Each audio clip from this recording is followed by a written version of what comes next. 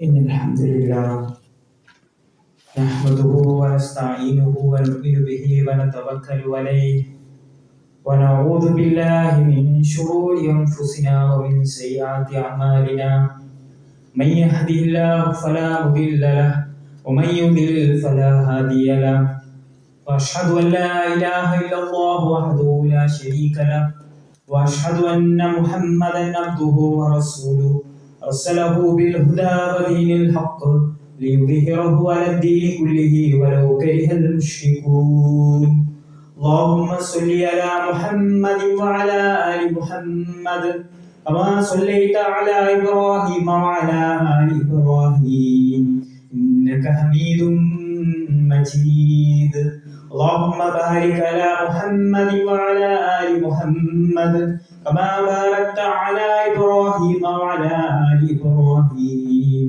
إنك حميد مجيد أما بعد فإن خير الكلام كلام الله وخير الهدي هدي محمد صلى الله عليه وسلم وشر الأمور محدثاتها وكل محدثة بدعة وكل بدعة ضلالة وكل ضلالة في النار أعوذ بالله من الشيطان الرجيم بسم الله الرحمن الرحيم يا أيها الذين آمنوا اتقوا الله حق تقاته ولا تموتن إلا وأنتم مسلمون. ഏറ്റവും സ്നേഹാദരണിയായ സത്യവിശ്വാസികളെ, വിശ്വാസിനികളെ, ലോകത്തിന്റെ സൃഷ്ടാവും നിയന്താവുമായ അല്ലാഹു സുബ്ഹാനഹു വ തആലയുടെ നിയമങ്ങളും നിർദ്ദേശങ്ങളും ജീവിതത്തിന്റെ എല്ലാ മേഖലകളിലും പാലിച്ചുകൊണ്ട് കഴിവിന്റെ പരമാവധി അല്ലാഹുവിനെ സൂക്ഷിച്ച് ജീവിക്കണമേ എന്ന് ആദ്യമായി എല്ലാവരോടും ഉണർത്തുകയാണ്, അഥവാ വസിയത്ത് ചെയ്യുകയാണ്. സഹോദരങ്ങളെ, അല്ലാഹു സുബ്ഹാനഹു വ തആല ഈ ലോകത്ത് മനുഷ്യരായ നമ്മളെ അല്ലാഹു ആദരിച്ചിട്ടുണ്ടെന്ന് നമ്മൾ മനസ്സിലാക്കിയാണ്. ബനി ആദമ ലഖദ് കറംനാ ബനി ആദമ, ആദമിന്റെ മക്കളെ, മനുഷ്യവർഗത്തെ നാം ആദരിച്ചു. കോടാനുകോടി ജീവജാലങ്ങളിൽ അല്ലാഹു ആദരിച്ച, അല്ലാഹു ബഹുമാനിച്ച എന്ന് പറയപ്പെടുന്ന ജീവവർഗമാണ് മനുഷ്യരായ നമ്മൾ. അതുപോലെ തന്നെ മനുഷ്യരിൽ തന്നെ അല്ലാഹു ചില പ്രത്യേക വ്യക്തികളെ, പ്രവാചകന്മാരെ പ്രത്യേകിച്ച് അവരെ ആദരവും ബഹുമാനവും നൽകിയിട്ടുണ്ട്. പ്രവാചകന്മാരിൽ തന്നെ ചില പ്രവാചകന്മാരെ അല്ലാഹു പ്രത്യേകമായ സ്ഥാനങ്ങൾ നൽകിയിട്ടുണ്ട്. ചില മാസങ്ങൾക്ക് അല്ലാഹു പവിത്രത കൽപ്പിച്ചതായി നമ്മൾ പഠിച്ചിട്ടുണ്ട്. അതുപോലെ തന്നെ ചില സ്ഥലങ്ങൾക്ക് അല്ലാഹു പവിത്രത കൽപ്പിച്ചിട്ടുണ്ട്. അങ്ങനെ അല്ലാഹു പവിത്രത കൽപ്പിച്ചതിനെ, അല്ലാഹു ആദരിച്ചതിനെ ബഹുമാനിക്കേണ്ടവരാണ്, അതിനെ ആദരിക്കേണ്ടവരാണ് വിശ്വാസികൾ. അങ്ങനെ അല്ലാഹു ആദരിച്ച ഒരു രാജ്യമാണ്, ഒരു നാടാണ് നമുക്കറിയാം മക്ക എന്നുള്ളത്. വിശുദ്ധ ഖുർആനിൽ അത് പ്രത്യേകമായി കൊണ്ട് എടുത്തു പറഞ്ഞിട്ടുണ്ട്. മക്ക എന്ന നാടിനെ കുറിച്ച് അത് അല്ലാഹു ഏറ്റവും ഇഷ്ടപ്പെടുന്ന സ്ഥലമാണ്. പ്രവാചകൻ സല്ലല്ലാഹു അലൈഹി വസല്ലം പറഞ്ഞത്, ഞാൻ ഹിജ്റ പോയിട്ടില്ലായിരുന്നെങ്കിൽ, എൻ്റെ നാട്ടിലെ ജനങ്ങൾ എന്നെ പുറത്താക്കിയിട്ടില്ലായിരുന്നെങ്കിൽ ഞാൻ ഒരിക്കലും എൻ്റെ ആ വിശുദ്ധ നാട് വിട്ട് ഞാൻ ഒരിക്കലും പോകുമായിരുന്നില്ല, എനിക്കത് ഇഷ്ടമുണ്ടായിരുന്നില്ല എന്ന് പ്രവാചകൻ സല്ലല്ലാഹു അലൈഹി വസല്ലം പറഞ്ഞിട്ടുണ്ട്. പക്ഷേ വിധി നേരെ മറിച്ചായിരുന്നു. പ്രവാചകൻ സല്ലല്ലാഹു അലൈഹി വസല്ലമക്ക് ആ നാട് ഉപേക്ഷിച്ച്, നാടും വീടും തന്റെ ജനങ്ങളെയും ഒക്കെ ഉപേക്ഷിച്ച് പോകേണ്ടി വന്നു.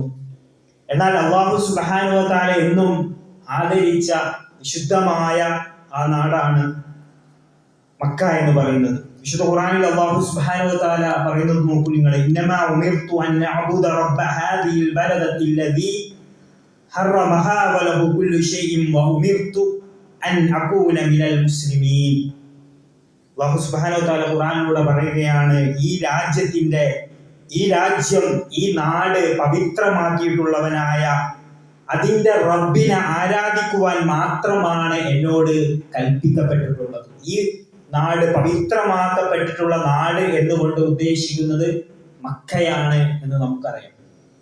ആ പവിത്രമായ നാടിനെ പവിത്രമാക്കിയ അള്ളാഹു സുബ്ഹാനഹു വ തആലയെ മാത്രം ആരാധിക്കുവാനാണ് അള്ളാഹു നിങ്ങളോട് കൽപ്പിക്കപ്പെട്ടിട്ടുള്ളത്.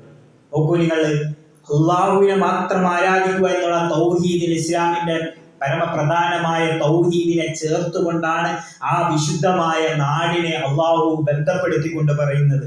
അതുപോലെ തന്നെ അൻ അകൂന മിനൽ മുസ്ലിമീൻ, മുസ്ലിമാവാൻ, മുസ്ലിങ്ങൾ പെടുവാനുമാണ് അള്ളാഹു കൽപ്പിച്ചത്.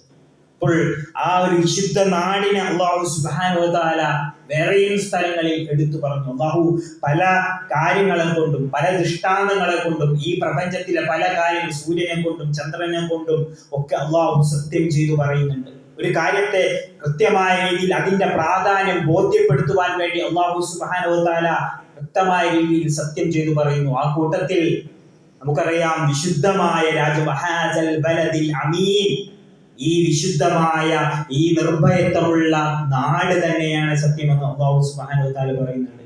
അതുപോലെ തന്നെ ലാ ഉഖ്സിമു ബിഹാദൽ ബലദ്, ഈ രാജ്യം, ഈ നാടിനെ കൊണ്ട് തന്നെയാണ് സത്യമെന്ന്. ഏതാണ് ആ നാട്? വിശുദ്ധമായ ആ ഒരു മക്ക എന്നുള്ള ആ ഒരു പുണ്യ സ്ഥലമാണ്. മുസ്ലിങ്ങളെ സംബന്ധിച്ചിടത്തോളം പവിത്രമായ പുണ്യഭൂമിയാണ് ആ മക്ക എന്നുള്ളത്. പ്രത്യേകിച്ച് ആ ഇരു ഹറമുകൾ, ആ കഅബാലയം, അതിന്റെ പരിസര പ്രദേശങ്ങൾ വിശുദ്ധമാക്കപ്പെട്ട പുണ്യ ഭൂമിയാണ്. അവിടെ നമുക്കറിയാം, യുദ്ധം നിരോധിക്കപ്പെട്ടു, രക്തം ചിന്തരുതെന്ന് പറഞ്ഞു. അവിടെ നിങ്ങൾ മൃഗങ്ങളെ വേട്ടയാടാൻ പാടില്ല എന്നും, മരങ്ങൾ അനാവശ്യമായി നിങ്ങൾ മുറിച്ചു കളയരുതെന്നും, അങ്ങനെ വളരെ എല്ലാം നിഷിദ്ധമാക്കിയ ഒരു വിശുദ്ധ ഭൂമിയാണ് മക്ക എന്ന് പറയുന്നത്. അത്രയും വിശുദ്ധമായ ഒരു നാട്. എന്തുകൊണ്ട് മക്ക ലോകത്തിലെ വിശുദ്ധമായ നാടായി മാറി എന്ന് ഉള്ളത് നമുക്കറിയാം. അതിന്റെ ഏറ്റവും വലിയ പ്രത്യേകത എന്ന് പറയുന്നത് മൂന്നാമത്തെ സൂറത്തിലൂടെ അല്ലാഹു സുബ്ഹാനഹു വ തആല അക്കാര്യം നമ്മൾ ഉണർത്തുന്നു. ഇന്ന അവ്വല ബൈതിൻ വുദിഅ ലിന്നാസി ലല്ലദീ ബിബക്കത മുബാറകം വഹുദൽ ലിൽ ആലമീൻ. ഇന്ന അവ്വല ബൈതിൻ, അതാണ് അതിന്റെ പ്രത്യേകത. ഏറ്റവും ആദ്യമായി കൊണ്ട് അള്ളാഹുവിനെ മനുഷ്യർക്ക് വേണ്ടി, അള്ളാഹുവിനെ ആരാധിക്കുവാൻ വേണ്ടി ആദ്യമായി നിർമ്മിക്കപ്പെട്ട ഒരു മന്ദിരം, അത് മക്കയിലുള്ള ആ വിശുദ്ധമായ കഅബയാകുന്നു. അത് മുബാറകം വഹുദൽ ലിൽ ആലമീൻ, അത് ലോക മനുഷ്യർക്ക് അത് മാർഗദർശനമായും അനുഗ്രഹീതമായും കൊണ്ടും അത് നിലകൊള്ളുന്നു. എന്നും ലോകാവസാനം വരെ ആ പുണ്യഭൂമി, ആ വിശുദ്ധ ഭവനം നിലകൊള്ളുമെന്ന് ഇസ്ലാം നമ്മെ പഠിപ്പിക്കുന്നു. അതുകൊണ്ട് തന്നെ കഅബ എന്ന് പറയുന്ന ആ സമചതുരത്തിലുള്ള ആ കഅബാലയം, അള്ളാഹനെ ആരാധിക്കാൻ വേണ്ടി ഉണ്ടാക്കപ്പെട്ട ആദ്യത്തെ പള്ളിയാണ്, ഏറ്റവും മഹത്തരമായ പള്ളിയാണ് ആ കഅബ എന്ന് പറയുന്നത്. അത് ബൈത്തുൽ അതീഖ്, പുരാതനമായ ഭവനം എന്ന് ഖുർആൻ മറ്റൊരിടത്ത് വിശേഷിപ്പിച്ചത്. പുരാതനമായ കാലത്ത് തന്നെ കഅബ, വളരെ വർഷങ്ങൾക്ക് മുമ്പ് തന്നെ, മുഹമ്മദ് നബി സല്ലല്ലാഹു അലൈഹി വസല്ലമയുടെ എത്രയോ വർഷങ്ങൾക്ക് മുമ്പ് തന്നെ കഅബ അത് നിലകൊള്ളുന്നുവെന്നും കഅബയെ എല്ലാവരും ആദരിച്ചു അവിടെ ആരാധനകൾ നടത്തിയിരുന്നതായിട്ടും ചരിത്രത്തിൽ നമുക്ക് കാണാം. അപ്പോൾ ഏറ്റവും സത്യവിശ്വാസികളെ സംബന്ധിച്ചിടത്തോളം പവിത്രമായ ആ ഒരു ഭവനം, ആ ഒരു പുണ്യഭൂമി നമ്മളെ സംബന്ധിച്ചിടത്തോളം ഏറ്റവും നമ്മൾ ആദരിക്കുകയും ബഹുമാനിക്കുകയും പുണ്യം പ്രതീക്ഷിച്ച് അവിടത്തേക്ക് പോകുകയും ചെയ്യേണ്ട ഒരു പുണ്യ സ്ഥലമാണ്. ഇസ്ലാമിക കാലഘട്ടം മാത്രമല്ല, ഇസ്ലാമിക കാലഘട്ടത്തിന് മുമ്പുള്ള ജാഹിലിയ കാലഘട്ടത്തിലെ ആളുകളും നമുക്കറിയാം, എല്ലാവിധ തിന്മകളിലും ആർമാദിച്ചിരുന്ന ഒരു സമൂഹം. ജാഹിലിയ കാലഘട്ടത്തിലെ ആളുകൾ, അക്രമം ഇഷ്ടപ്പെടുന്ന ആളുകൾ, പക്ഷേ കഅബയെ വളരെയധികം ആദരിച്ചിരുന്നു. ആ ഒരു കഅബയുടെ നാട്ടിൽ വെച്ച്, അതിന്റെ പരിസരത്ത് വെച്ച് അവർ അക്രമങ്ങൾ നടത്തിയിരുന്നില്ല. ആ കഅബ അതിന്റെ ഒരു വെള്ളപ്പൊക്കത്തിൽ പ്രവാചകന്റെ മുമ്പുള്ള ആ ഒരു കാലഘട്ടത്തിലെ പുതുക്കി പണയുമ്പോൾ, പ്രവാചകനായിട്ടില്ല, നുബുവത്തിന്റെ മുമ്പ് ആ ഒരു പുതുക്കി പണിയുന്ന ആ ഒരു സമയത്ത് അവർ പുതുക്കി പണിയാനുള്ള സാമ്പത്തികം വേണമല്ലോ. അവർ അതിനു വേണ്ടിയിട്ട് ഹലാലായ, അവർ അനുവദനീയമായ, പടച്ചവൻ അനുവദിച്ച മാർഗത്തിലൂടെയുള്ള, നിഷിദ്ധമായ മാർഗത്തിലൂടെയുള്ള സമ്പാദ്യം മാത്രമേ ഉപയോഗിക്കാൻ പാടുള്ളൂ എന്ന് ബോധ്യമുള്ളവരായിരുന്നു അന്നത്തെ ജാഹിലിയ്യ കാലഘട്ടത്തിലെ അറബികൾ. അവരെന്നിട്ട് ആ കഅബ പുതുക്കി പണിയുവാൻ അവർ ഹലാലായ പണം തികയാതെ വന്നു. എന്നിട്ട് അതിന്റെ പണി മുഴുവൻ പൂർത്തിയാക്കാതെയാണ് അവർ ചെയ്തത്. ഉള്ള പണം കൊണ്ട് അവർ അതിന്റെ ഭവനം ആ ഒരു പണി പൂർത്തിയാക്കി എന്നാണ് ചരിത്രത്തിൽ നമുക്ക് കാണാൻ സാധിക്കുന്നത്. അവരുടെ ഒരുപാട് സമ്പത്തില്ലായിട്ടല്ല, പക്ഷെ അവരുടെ അടുക്കൽ ഉണ്ടായിരുന്നത് ഹറാമായ സമ്പാദ്യമായിരുന്നു. അപ്പോൾ ഹലാലായ സമ്പാദ്യം കൊണ്ട് മാത്രമേ കഅബയെ അവർ അത്രയും ബഹുമാനിച്ചിരുന്നു, ആദരിച്ചിരുന്നു എന്ന് നമുക്ക് ചരിത്രത്തിൽ കാണാം. അതുപോലെ തന്നെ അല്ലാഹു സുബ്ഹാനഹു വ തആല ഈ രാജ്യത്തെ, ഈ ഭവനത്തെ അല്ലാഹു സുബ്ഹാനഹു വ തആല പരിചയപ്പെടുത്തുന്നു വഇസ് ജഅൽനൽ ബൈതു മസാബതൻ ലിന്നാസി അംന.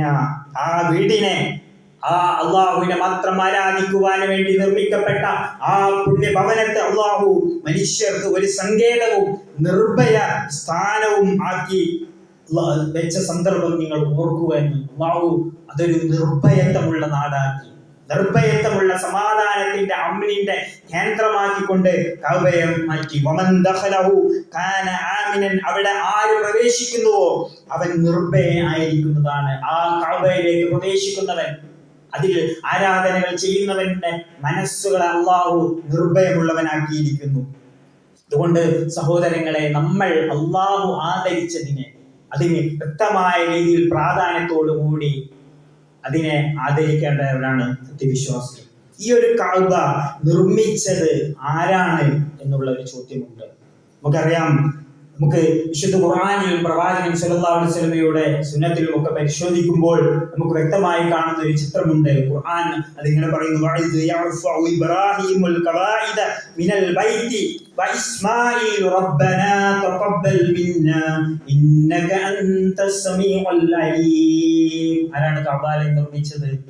ഇബ്രാഹിം നബി അലൈഹിസ്സലാമും മകൻ ഇസ്മായിൽ അലൈഹിസ്സലാമും കൂടി അത് കഅബ പടുത്തുയർത്തിയെന്ന് ഖുർആനിൽ നമുക്ക് കാണാം. തന്റെ പൊന്നുമോനെ സഹായത്തിന് വിളിച്ചുകൊണ്ട് ആ ചുമരുകൾ, കഅബയുടെ ആ ചുമരുകൾ കെട്ടി പടുത്തുയർത്തി. എന്നിട്ട് ആ പ്രവാചകൻ മഹാനായ ഇബ്രാഹിം നബി അലൈഹിസ്സലാം പ്രാർത്ഥിക്കുന്ന ഒരു പ്രാർത്ഥനയുണ്ട്, നമ്മൾ നിരന്തരമായി പ്രാർത്ഥിച്ച ഒരു പ്രാർത്ഥന ഉണ്ട്. റബ്ബനാ തഖബ്ബൽ മിന്നാ. പഠിച്ചവനെ, ഇത് ഞങ്ങളിൽ നിന്ന് നീ സ്വീകരിക്കണേ, ഈ ഒരു വിശുദ്ധ കർമ്മം നീ സ്വീകരിക്കണേ എന്ന് അവർ പ്രാർത്ഥിച്ചതായിക്കൊണ്ട്, മഹത്തായ ഒരു പ്രാർത്ഥനയായിക്കൊണ്ട് വിശുദ്ധ ഖുർആൻ പരിചയപ്പെടുത്തുന്നുണ്ട്.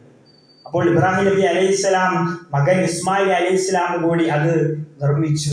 എന്നാൽ അതിനു മുമ്പ്, ഇബ്രാഹിം നബി അലൈഹിസ്സലാമിന്റെ മുമ്പ് ആദ്യമായിട്ട് കഅബയെ നിർമ്മിച്ചത് മലക്കുകളാണ്. അതിനുശേഷം ആദം നബി അലൈഹിസ്സലാമും അതിനുശേഷം ചില ആളുകളും അത് നിർമ്മിച്ചു എന്നും പിന്നീട് അത് നശിപ്പിക്കപ്പെട്ടു, അത് നശിച്ചു പോയി, അത് പിന്നീട് വീണ്ടും നിർമ്മിച്ചതാണ് ഇബ്രാഹിം നബി അലൈഹിസ്സലാം മകൻ ഇസ്മായിൽ നബി അലൈഹിസ്സലാം എന്നും അഭിപ്രായപ്പെട്ട പണ്ഡിതന്മാർ ഉണ്ട്. എന്തായിരുന്നാലും അതിന്റെ നിർമ്മാണം നടത്തിയത് ഇബ്രാഹിം നബി അലൈഹിസ്സലാമും മകൻ ഇസ്മായിൽ അലൈഹിസ്സലാമാണ്. അതിന്റെ ചരിത്രത്തിൽ പറയുന്നത്, മകൻ ഇസ്മായിൽ നബി അലൈഹിസ്സലാം ആ കഅബാലയം പടുത്തുയർത്തുവാൻ വേണ്ടി ഒരു കല്ല് കഅബാലയത്തിന് അവിടെ വെച്ചു കൊടുത്തു. ആ കല്ലിന്റെ മുകളിൽ കയറി നിന്നുകൊണ്ട് ഓരോ പടുതും ഉയർത്തി. അങ്ങനെ അതിന്റെ നിർമ്മാണം ഒരു ഭാഗത്ത് കഴിഞ്ഞപ്പോൾ അടുത്ത ഭാഗത്തേക്ക് അങ്ങനെ ആ കല്ല് മാറ്റി കഅബാലയം ഇങ്ങനെ അതിന്റെ പണി പൂർത്തിയായപ്പോൾ ആ കല്ല് അവിടെ ഉപേക്ഷിച്ചുകൊണ്ട് പോയി എന്നാണ്. പിന്നീട് ആ കല്ല് കുറച്ച് മാറ്റം, കുറച്ച് നമ്മൾ ഇന്ന് കാണുന്ന രൂപത്തിൽ മഖാമു ഇബ്രാഹിം എന്ന് പറയുന്ന ഒരു കല്ലുണ്ടല്ലോ, അതിന്റെ ചരിത്രം അങ്ങനെയാണ്. ഇബ്രാഹിം നബിയുടെ കാലുകൾ പതിഞ്ഞ ഇന്ന് നമുക്കൊരു ഗ്രില്ലായിട്ട് അവിടെ പോയ ആളുകൾക്ക് നന്നായിട്ട് അറിയാം, അവിടെ ഒരു ഗ്രില്ലാക്കിക്കൊണ്ട് പ്രത്യേകമായി കൊണ്ട് സൂക്ഷിച്ചു വെച്ചിട്ടുണ്ട്. എന്നാൽ അതിനെ മുത്തുവാനോ അതിനെ തൊടുവാനോ ഒന്നും ഇസ്ലാമിൽ പുണ്യമില്ല.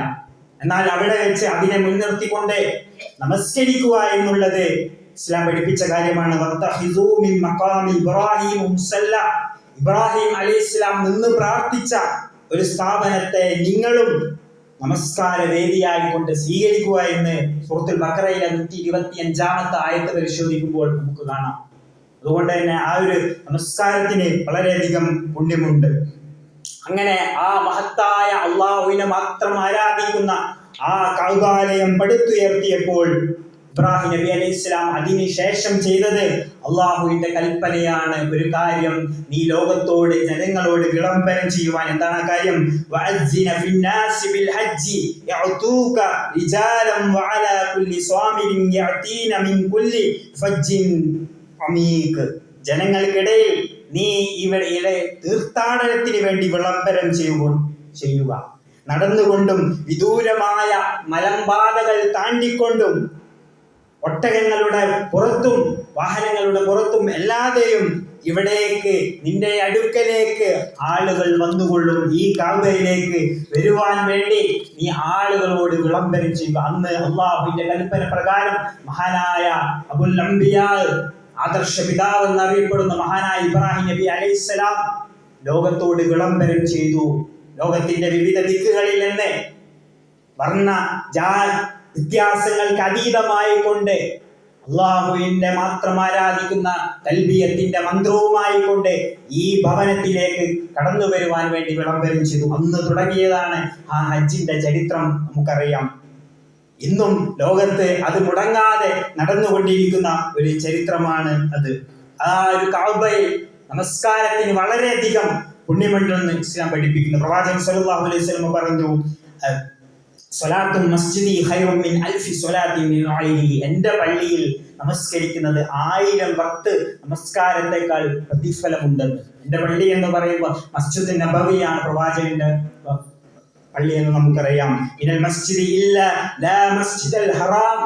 എന്നാൽ മസ്ജിദൽ ഹറാം ഒഴികെ എന്നാണ് പറഞ്ഞത്. അപ്പോൾ 1,00,000-ലധികം ഭക്ത നമസ്കാരത്തിന്റെ പ്രതിഫലമാണ് കഅബയിൽ വെച്ച് നമസ്കരിച്ചാൽ ലഭിക്കുക എന്ന് പ്രവാചകൻ സല്ലല്ലാഹു അലൈഹി വസല്ലം പഠിപ്പിച്ചതായിട്ട് നമുക്ക് കാണാം. ഇത്രയും പുണ്യകരമായ ആ ഒരു ഭവനത്തിലേക്കാണ് സഹോദരങ്ങളെ, നമ്മുടെ സഹോദരങ്ങൾ ഈ ഒരു സന്ദർഭത്തിൽ ഹജ്ജിനെ ഒരുങ്ങിക്കൊണ്ടിരിക്കുന്ന ഒരു പുണ്യനാട്ടിലേക്ക്, പുണ്യഭവനത്തിലേക്ക് മനസ്സും ശരീരവും ഒക്കെ തയ്യാറായി നിൽക്കുന്ന ഒരു സമയത്താണ് നമ്മൾ ഉള്ളത്. മഖ്ബൂലായ അള്ളാഹു സ്വീകരിക്കുന്ന യഥാർത്ഥ രൂപത്തിലുള്ള ഹജ്ജ് നിർവഹിക്കുവാൻ നമ്മുടെ സഹോദരങ്ങൾക്ക് അള്ളാഹു തൗഫീഖ് നൽകി അനുഗ്രഹിക്കുമാറാവട്ടെ. അതുപോലെ തന്നെ നമ്മുടെ കിബലയാണ് ആ ഒരു പരിശുദ്ധ ഭവനമെന്ന് നമുക്കറിയാം. നമ്മൾ 5 നേരം നമസ്കാരത്തിലേക്ക് തിരിയുന്ന, ജനാസയിൽ വെക്കുമ്പോൾ, ഖബറിലേക്ക് വെക്കുമ്പോൾ അതിലേക്ക് തിരിച്ചു വെക്കുന്ന ആ ഒരു മഹത്തായ കിബലയാണ് എന്ന് നമുക്കറിയാം. ജീവിതത്തിൽ ഒരിക്കൽ നമുക്കറിയാം, ഇസ്ലാം കാര്യങ്ങളിൽ, ഇസ്ലാമിന്റെ പഞ്ചസമങ്ങളിൽ ഏറ്റവും പ്രധാനപ്പെട്ട ഒരു കർമ്മമാണ് ഹജ്ജ് എന്നുള്ളത്. നമസ്കാരം എല്ലാവർക്കും നമസ്കരിക്കണം. അതിന് ആരോഗ്യമില്ലാത്തവനാണെങ്കിൽ ആ കാര്യത്തിൽ ഇളവ് നൽകിക്കൊണ്ട് നമസ്കാരം ഉപേക്ഷിക്കുവാൻ പാടില്ല. സകാത്ത് സമ്പത്തുള്ള ആളുകൾക്കാണ്. നോമ്പ് എല്ലാവരും നിർവഹിക്കണം. ആരോഗ്യം കുറഞ്ഞ ആളുകൾക്ക് അതിനുള്ള ഇളവ് നൽകിയിട്ടുണ്ട്. എന്നാൽ ഹജ്ജ് ആരോഗ്യമുള്ള ആൾ, സമ്പത്തുള്ള ആളുകൾക്ക് ജീവിതത്തിൽ ഒരിക്കൽ നിർബന്ധമാക്കപ്പെട്ടിട്ടുള്ള ഒരു കർമ്മമാണ്, ആരാധന കർമ്മമാണ്, അള്ളാഹുവിന്റെ ഉത്തരവാണ് ഹജ്ജ് എന്നുള്ളത്. എന്നാൽ സാമ്പത്തിക ശേഷി ഉണ്ടായിട്ടും ആരോഗ്യമുണ്ടായിട്ടും ആ ഒരു ബാധ്യത, ജീവിതത്തിൽ ഒരിക്കൽ മാത്രമുള്ള ഒരു ബാധ്യത നീട്ടിവെക്കുന്ന ആളുകൾ നമുക്ക് കാണാം സമൂഹത്തിൽ. അത് പിന്നെയാവട്ടെ, ബാധ്യതകളൊന്നും, പ്രത്യേകിച്ച് ബാധ്യതകളൊന്നുമില്ല, എന്നിട്ടും പ്രായമാവട്ടെ എന്ന് കരുതി നീട്ടിവെക്കുന്ന എത്രയോ ആളുകളുണ്ട്. എന്നാൽ പ്രവാചകൻ സല്ലല്ലാഹു അലൈഹി വസല്ലമയുടെ ഒരു വാക്കു നോക്കൂ നിങ്ങൾ, മൻ അറാദൽ ഹജ്ജ ഫൽയതഅജ്ജൽ. ആരെങ്കിലും ഹജ്ജ് ചെയ്യാൻ ഉദ്ദേശിക്കുന്നുവെങ്കിൽ നിങ്ങൾ അതിൽ ധൃതി കാണിക്കണം എന്നാണ് പ്രവാചകൻ സല്ലല്ലാഹു അലൈഹി വസല്ലം പറഞ്ഞത്. സമ്പത്തുണ്ടായിട്ട്, ആരോഗ്യമുണ്ടായിട്ട്, ഒരു ബാധ്യതകളൊന്നുമില്ല, എന്നാൽ അതിനു വേണ്ടിയുള്ള കാര്യങ്ങളിലേക്ക് അവൻ ഒരുങ്ങണമെന്നാണ് പറഞ്ഞിട്ടുള്ളത്. അതുകൊണ്ട് അല്ലാഹു സുബ്ഹാനഹു വ തആല യഥാർത്ഥ രൂപത്തിലുള്ള ഹജ്ജ് നിർവഹിക്കുവാനും ഉള്ള സൗഭാഗ്യം അല്ലാഹു നമുക്ക് എല്ലാവർക്കും നൽകി അനുഗ്രഹിക്കുമാറാവട്ടെ.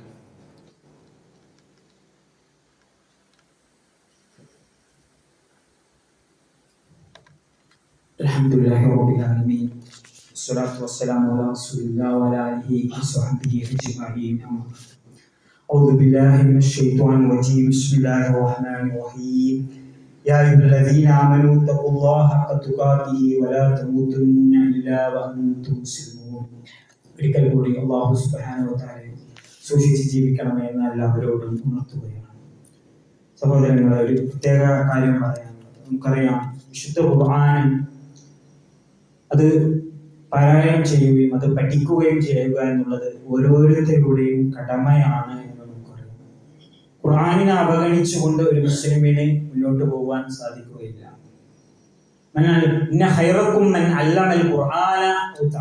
പ്രവാചകന്റെ ഒരു വചനമാണ്, നിങ്ങളിൽ ഏറ്റവും ഉത്തമനായിട്ടുള്ള ആളുകൾ എന്ന് പറയുന്നത് നിങ്ങൾ ഖുർആൻ പഠിക്കുകയോ അല്ലെങ്കിൽ അത് പഠിപ്പിക്കുകയോ ചെയ്യുന്നവരാണ്. അപ്പോൾ വിശുദ്ധ ഖുർആൻ പഠിക്കുക എന്നുള്ളത് ഓരോരുത്തരുടെയും ബാധ്യതയാണ്. അത് പ്രായഭേദമന്യേ അതിനുള്ള ഒരുപാട് സംവിധാനങ്ങൾ നമ്മുടെ മഹല്ലിൽ നമ്മുടെ നാടുകളിലുണ്ട്, അല്ലെങ്കിൽ നമ്മൾ ഒരുക്കണം. അത്തരം ഖുർആൻ പഠന സംരംഭങ്ങളിൽ നമ്മൾ പങ്കാളിയാവുകയും ഒക്കെ ചെയ്യും. ഒരുപാട് ഖുർആൻ പഠന പദ്ധതികൾ നമ്മുടെ മുന്നിലുണ്ട്.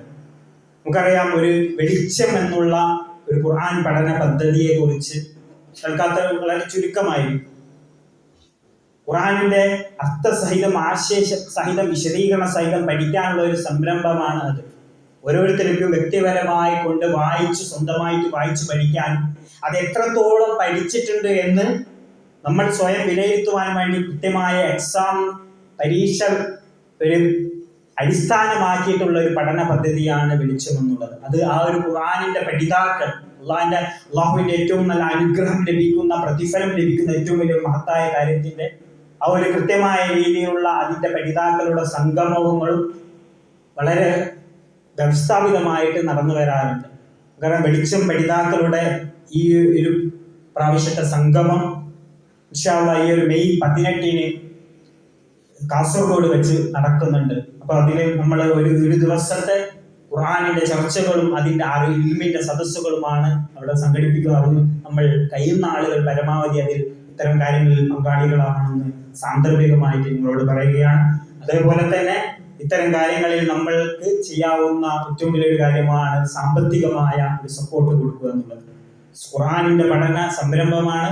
ഖുർആനിന്റെ പഠന സഹായത്തിനുള്ള സ്വതക്കയാണ് നമ്മൾ നൽകുന്നത്. ഇന്നത്തെ ഒരു കളക്ഷൻ ആ ഒരു കാര്യവുമായിട്ട് ബന്ധപ്പെട്ട് നമ്മളോട് ആവശ്യപ്പെട്ടിട്ടുണ്ട്. അതുകൊണ്ട് എല്ലാവരും ഇന്നത്തെ ഒരു ആ വെളിച്ചം കളക്ഷനുമായിട്ട് എല്ലാവരും സഹകരിക്കുകയും അതോടൊപ്പം തന്നെ ഇത്തരം ഖുർആനിന്റെ പഠന സംരംഭങ്ങൾ ഒരുക്കുവാനും അതിലേക്ക് നമ്മുടെ ജീവിതത്തിന്റെ തിരക്കുകളിൽ ഒരിക്കലും മറക്കാതെ നമ്മൾ ഖുർആനിന്റെ പഠന സംരംഭത്തിൽ പങ്കാളികളാവണമെന്ന് എല്ലാവരോടും ഉണർത്തുകയാണ്. അല്ലാഹു സുബ്ഹാനഹു വ തആല നമ്മെ അതിന് തൗഫീഖ് നൽകി അനുഗ്രഹിക്കുമാറാവട്ടെ. നമ്മളിൽ നിന്ന് വന്നുപോയ ചെറുതും വലുതുമായ പാപങ്ങൾ അല്ലാഹു നമ്മളിൽ നിന്ന് പുറത്തു മാപ്പാക്കി തരുമാറാവട്ടെ.